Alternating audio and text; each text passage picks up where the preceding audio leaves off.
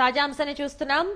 ఏలూరు జిల్లా దెందులూరులో వైకాపా శ్రేణులు మరోసారి రెచ్చిపోయారు. దీనికి సంబంధించిన మరింత సమాచారాన్ని మా ప్రతినిధి మహేష్ అడిగి తెలుసుకుందాం. మహేష్, ఈ ఘటనకు సంబంధించి తాజా సమాచారం ఏంటి?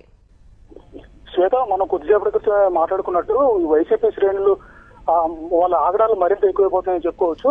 ఏదైతే కొద్దిసేపటి క్రితం దెందులూరు నియోజకవర్గంలోని పెద్దపాడు మండలం విజయరాయిలో చింతమనేని ప్రభాకర్ ఇవాళ సాయంత్రం నుంచి కూడా ఎన్నికల ప్రచారం నిర్వహిస్తూ ఉన్నారు. ఏదైతే అతని అనుచరులు కానీ చింతమనేని ప్రభాకర్ కానీ గ్రామాన తిరుగుతూ కూడా ప్రచారం అయితే చేస్తూ ఉన్నారు. ఈ క్రమంలో చింతమనేని ప్రభాకర్ ప్రచారాలు అనుచరులు మీద కూడా వైసీపీ శ్రేణులు మొదటగా కవింపు చర్యలు పాల్పడ్డారు. జెండాలు ఊపుతూ ఆ జెండాలు విసిరేందుకు కూడా ప్రయత్నించారు.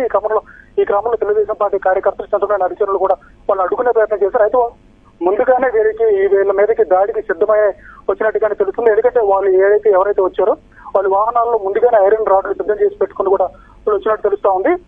ఎప్పుడైతే వీళ్ళు అడ్డుకున్నారో, ఏదైతే వాళ్ళ కవింపు చర్యలను అడ్డుకున్న క్రమంలో వాళ్ళు ఒకసారిగా ఐరన్ రాడ్లతో అయితే వాళ్ళ మీద తెగబడి బలమైన గాయాలు అయితే చేశారు. ఈ ప్రమాదంలో ఈ ఘటనలో ఒక తెలుగుదేశం పార్టీ కార్యకర్త తనకి బలమైన గాయం కూడా జరిగింది. అతని పేరు ప్రభాకర్. కొంచెం ఏదైతే హుటాహుటిన అతన్ని ప్రభుత్వ ఆసుపత్రికి అయితే తీసుకొచ్చి విషయం తెలిసినటువంటి చింతమనేని ప్రభాకర్ అక్కడే ఉన్నారు. ఆ రోడ్డు మీద ఏదైతే విజయరాయి గ్రామం ఉందో ఆ గ్రామంలో రోడ్డు మీద బైఠాయించారు. అయితే వాళ్ళ మీద వైసీపీ మోకల మీద చర్యలు తీసుకున్నంత వరకు కూడా నేను అక్కడికి కదలని కూడా ఆయన కరాకటిగా చెప్పారు. అయితే విషయం తెలుసుకున్నటువంటి పోలీసులు ధన్యవాదాలు మహేష్.